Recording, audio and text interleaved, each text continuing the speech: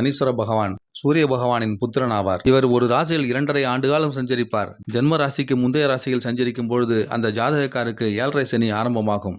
ஜென்ம ராசிக்கு 2.5 ஆண்டுகள் இருந்து அடுத்த ராசிக்கு செல்வார். அதுவே 7.5 சனி. இதனை மங்கு சனி, தங்கு சனி, பொங்கு சனி என்று கூறுவதுண்டு. 7.5 சனி வந்தாலே சங்கடம்தான் என சொல்ல முடியாது. தர்மம் தவறாமல் நேர்மையுடன் வாழ்பவர்களை என்றுமே சனி பகவான் அனுக்கிரகம் செய்வார். அதே சமயம் தர்மமும் ஒழுக்கமும் தவறியவர்களை சனி பகவான் ஒருபோதும் தண்டிக்காமல் விடுவதில்லை. மனிதனுடைய ஜாதகத்தில் ஆயுள் ஸ்தானத்தில் இருப்பவர் இவரே.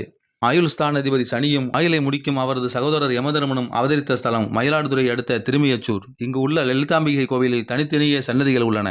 சனி பகவானின் 7.5 ஆண்டு காலத்தை கண்டு அஞ்சாமல் செய்யும் வேலைகளில் கவனமாகவும் முன்னேற்பாட்டுடனும் அன்னதானம் அளிப்பதும் சனியின் தாக்கத்திலிருந்து விடுபடும் வழிகள்.